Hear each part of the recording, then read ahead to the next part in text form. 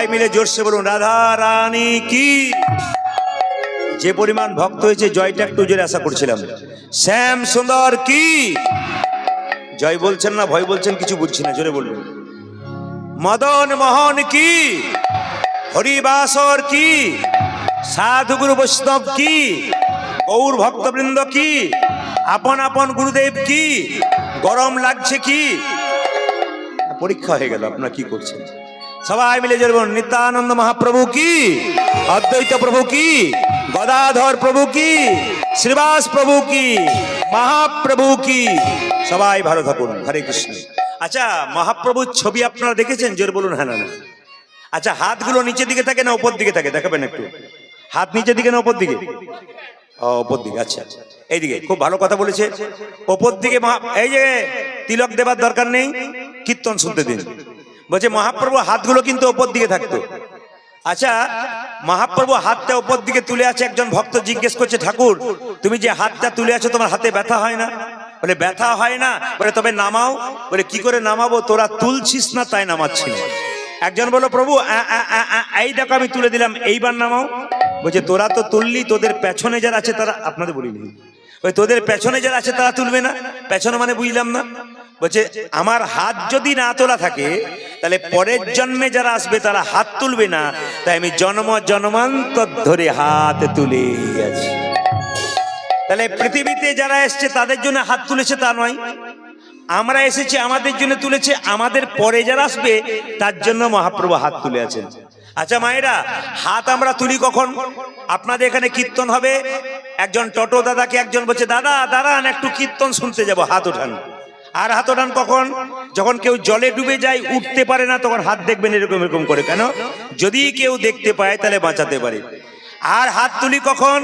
দেখবেন হাতের মধ্যে যখন আমরা বোঝা নিই তখন আমরা হাত তুলি। তাহলে মহাপ্রভু কি জলে ডুবে যাচ্ছিল? জোরে বলবেন হ্যাঁ না না। মহাপ্রভু কি জলে ডুবে গেছিল? না। তাহলে মহাপ্রভুর হাতে কি কোনো বোঝা ছিল? বলবেন জোরে হ্যাঁ না না। আপনারা বলছেন না ছিল না, কিন্তু মহাপ্রভুর হাতে বোঝা ছিল। বলবেন কি দেখতে পাচ্ছি না তো? যে চোখ দিয়ে টিভি সিরিয়াল দেখেন ওই চোখে মহাপ্রভু দেখতে পাবেন না। কোন চোখে দেখবেন? আপনাদের দুটো চোখ আছে, একটা ডান চোখ একটা বাম চোখ। গুরুদেবের কাছে দীক্ষা নেওয়ার পর একটা চোখ হয়, সেই চোখটার নাম হচ্ছে জ্ঞান চক্ষু। এই জ্ঞান চক্ষুর উদয় যখন হবে তখন বুঝতে পারবেন মহাপ্রভু ভাবটি কেমন। এক ট্রাক বালিতে যদি এক হাত চিনি ছুঁড়ে দেওয়া যায়, এক লরি বালিতে যদি এক হাত চিনি ছুঁড়ে দেওয়া যায়, আর চিনি আর বালি যদি একসঙ্গে মিশিয়ে দেওয়া যায়, চিনিকে কি কেউ পারে চিনিতে এক ট্রাক বালিতে? আপনারা বলছেন না, কেউ চিনতে পারে না। একজন পারে, পিপিলিকা পারে চিনিকে চিনিতে এক ট্রাক বালিতে। পিপিলিকার মতো যারা গৌর ভক্ত, যারা গৌর ছাড়া আর কিছু জানে না, ভগবানকে কাজের ফাঁকে স্মরণ করে, একমাত্র তারাই মহাপ্রভুর ভাব বুঝতে পারে। মায়েরা, মহাপ্রভু হাতটা তুলেছে কেন শুনে নিন। এই গ্রামে কীর্তন হচ্ছে, মেয়ে বাবাকে ফোন করছে, বাবা কীর্তন হবে এসো। মেয়ে বাবার বাড়ি, বাবা মেয়ের বাড়ি এলো, মেয়ে যা যা খেতে ভালোবাসে তাই আনলো।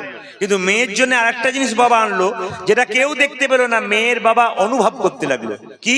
প্রেম আর ভালোবাসা। মহাপ্রভু হাতটা তুলে কি এনেছে? আমাদের জন্য প্রেম আর ভালোবাসা এনেছেন।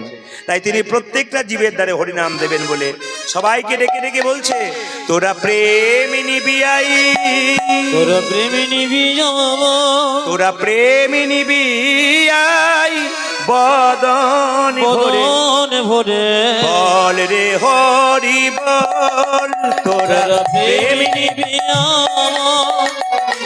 তোরা প্রেম নিবি আই, বদন ভরে বল রে হরি বল, তোরা প্রেম নিবি আই, বদন ভরে বল রে হরি বল, তোরা প্রেম নিবি যাই, বদন ভরে বল রে হরি বল।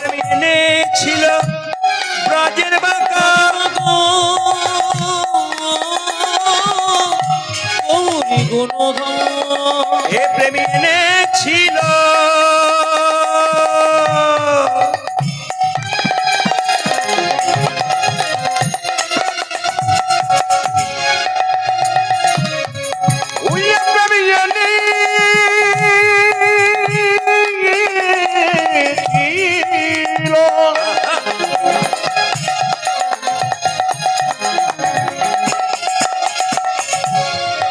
এই প্রেম গোলকে গোপনে ছিল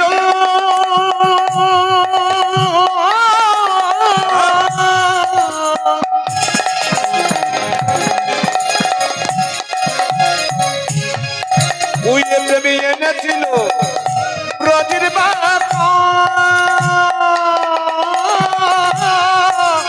আমার গৌর তোরা প্রেম নিবি আই বাদন ভরে বল রে হরি বল। তোরা প্রেম নিবিয়াই বদন ভরে বলে রে হরি বল। এই যে কিভাবে প্রেম নেব, একবার হরি বল বলে নাচো বাহু তুলে, হরি বল বলে নাচো তুলে। একবার হরি বল বলে নাচো বাহু তুলে। ওই একবার হরি বলে বলে নাচ বাহু তুলে তোদের দূরে যাবে সীতাবে জ্বালা, মনে হরি বল দূরে দূরে যাবে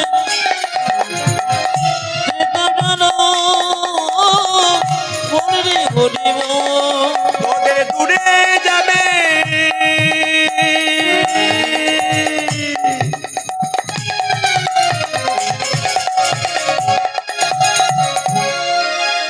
এই হরি নাম করিলে পরে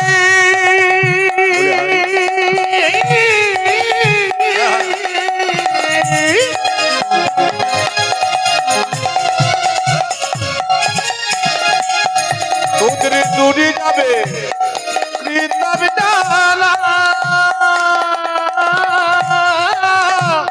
বলি রে হরি তোরা প্রেম নিবি আই বাদন ভরে বল রে হরি উলধ্বনি। তোরা প্রেম নিবি আই বদন ভরে বলে রে হরি বল। আমি আপনাদের বলতে চাই, বাবা যেমন হবে ছা তেমন হবে, আর মা যেমন হবে তার ছা তেমন হবে। যদি বাবা ভালো হয় সংসারের, মা যদি ভালো হয় সন্তান ভালো হবে না কেন? এই জন্য যারা কীর্তন শুনতে বসছেন তাদেরকে আমি প্রশ্ন করি, আপনারা মন্দিরে যে 4টে কলা 4টে আপেল নিয়ে যান, বলুন তো ভগবান খাই? জোরে বলুন হ্যাঁ না না, একটু জোরে বলবেন। মায়েরা কিন্তু চুপচাপ আছে, বুদ্ধিমান কেন বলুন তো? ওরা বলছে না বলাটাই ভালো, চুপ থাকাটাই ঠিক, যা বলবেন উনি বলবেন। কিন্তু আমার ভাইয়েরা কিন্তু পরিষ্কার করে বলছে না, সুন্দর বলছে। ডান দিকে আমি ভালো শ্রোতা পেয়েছি, আর নিচে যারা আছেন তাদের তো আমি অন্ধকারে বুঝতে পারছি না আপনারা হ্যাঁ বলছেন না না বলছেন, ওটা ঈশ্বর বুঝবে।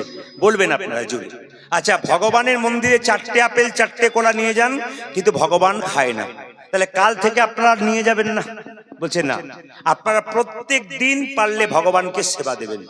ভগবান খায় না, কিন্তু ভগবান দেখে তুমি যে 4টে কলা 4টে আপেল নিয়ে গেলে প্রেমের ভাবে নিয়ে গেলে না অহংকারের ভাবে নিয়ে গেলে। যদি প্রেমের ভাবে নিয়ে যাও ভগবান গ্রহণ করে, আর যদি অহংকারের ভাবে নিয়ে যাও নিতাই গৌর হরি বল বলে দেয়। এই জন্য আপনাদের শুধু এটা বলি নাই, আপনাদের যে দেহগুলো আজকে হরিনামের আসর এসেছেন, কে কেমন ভাব নিয়ে এসছেন ওটা প্রদীপ পাল বুঝতে পারছে না, একজন কিনি বুঝছেন, তার হাতে কিন্তু বিচার ঠিক আছে।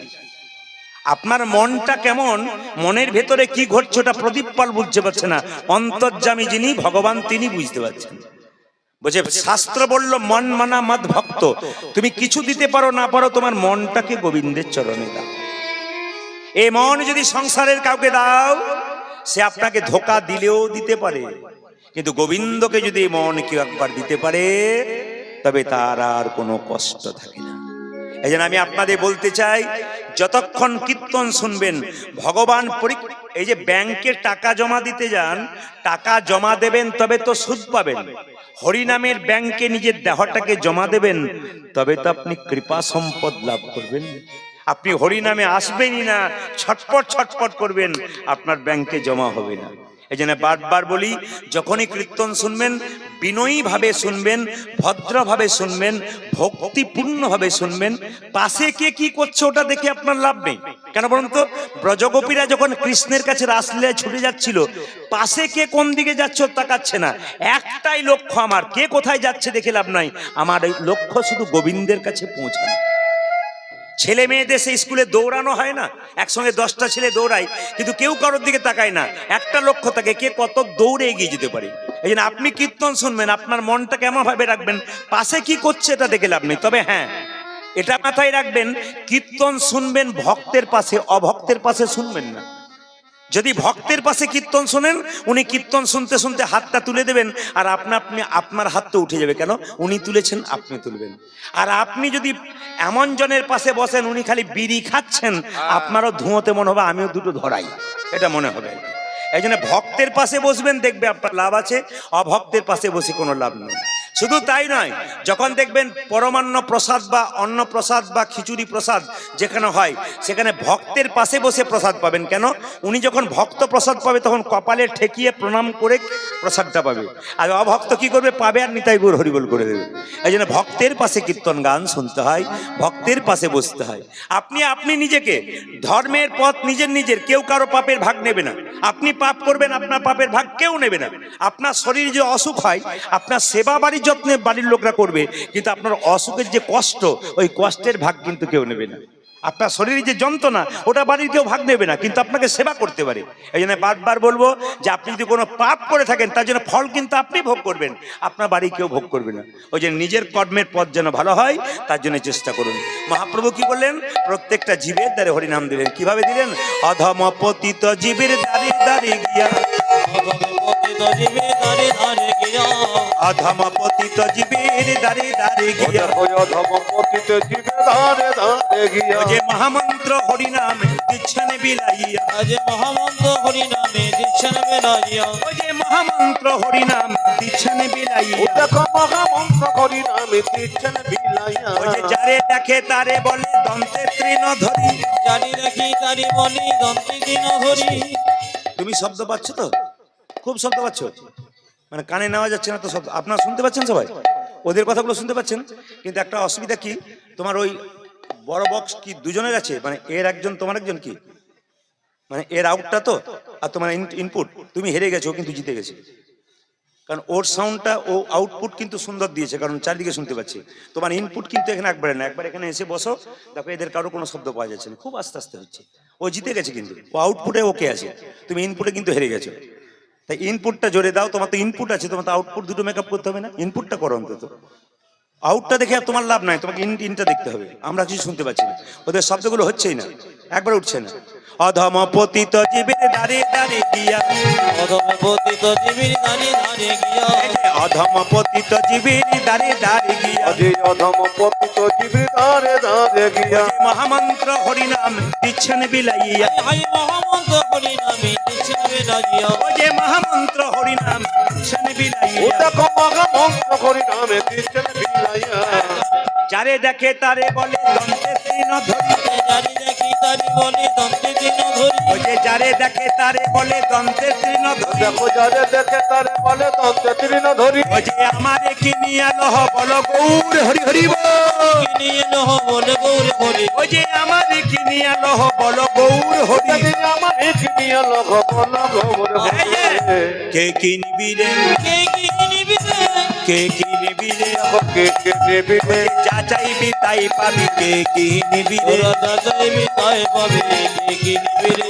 যা চাইবি তাই পাবি, ধর্ম অর্থ মোক্ষ কাম, রাজা যাইবি তাই পাবি, ধর্ম অর্থ কাম মোক্ষ, রাজা যাইবি তাই পাবি, ধর্ম অর্থ কাম মোক্ষ, রাজা যাইবি তাই পাবি, ধর্ম অর্থ কাম মোক্ষ, রাজা যাইবি তাই আরে পাবি, ধর্ম অর্থ কাম মোক্ষ কে নেবি ও রে, যে আমারে কিনিয়া লহ বলে গৌর হরি, ও যে আমারে কিনিয়া লহ, বল গৌর হরে, হ্যাঁ, বীজের মধ্যে বৃক্ষ থাকে চোখে না যাই দেখা, আরে বীজের মধ্যে বৃক্ষ যাচ্ছি চোখে না যায় দেখা, বীজের মধ্যে বৃক্ষ আছে চোখে না যাই ও দেখা, দেখো বীজের মধ্যে বৃক্ষ যাচ্ছে চোখে না যায় ওই যে দেখা, নামের মধ্যে নামি আছে হৃদয় পটে আঁকা, আরে নামের মধ্যে নামে আছে গীতে বটে আগো, ওই যে নামের মধ্যে নামি আছে হৃদয় পটে ওটা আঁকা, যে নামের মধ্যে নামি আছে হৃদয় ভটে আঁকা, যেই নামে সেই কৃষ্ণ ভজনিষ্ঠা করি, আজে যেই নামে সেই কৃষ্ণ ভজনিষ্ঠা করি, যেই নামে সেই কৃষ্ণ ভজনিষ্ঠা করি, দেখো যেই নামে সেই কৃষ্ণ ভজন নিষ্ঠা করি, ওই যে নামেরও সহিত আছে আপনি শ্রী হরি, আদি নামেরও সহিত আছে আপন শ্রী হরি, ওই যে নামেরও সহিত আছে আপনি শ্রী হরি। যে নামের সহিত আছে না পনিত হরি। এক কৃষ্ণ নামে দেখো যত পাপে হরে, আজ এক কৃষ্ণ নামে দেখো যত পাপ হরে, ওই যে এক কৃষ্ণ নামে দেখো যত পাপ হরে, আজ এক কৃষ্ণ নামে দেখো যত পাপে ওই ঘরে। যে পাপীর সাধ্য নাই তত পাপে করে, আজ পাপীর সাধ্য নাই তত পাপ ওই যে পাপীর সাধ্য নাই তত পাপে করে। যে পাপীর সাধনায় তত পাপে পড়ে। কীর্তন আপনারা শুনছেন, কিন্তু মাঝে মাঝে শোনাতে ভুল হতে পারে, প্রতিবাদ করবেন। আমি বলেছি এক কৃষ্ণ নামে দেখো যত পাপ হরে, পাপীর সাধ্য নাই তত পাপ করে। আচ্ছা, কেউ 10-12টা মার্ডার করে দিল, 2-10টা ডাকাতি করে দিলেন, একবার হরি বল বলে দিল উদ্ধার হয়ে যাবে? কিন্তু বলছে একবার কৃষ্ণ নামে যত পাপ হরে, পাপীর সাধ্য নাই তত পাপ করে।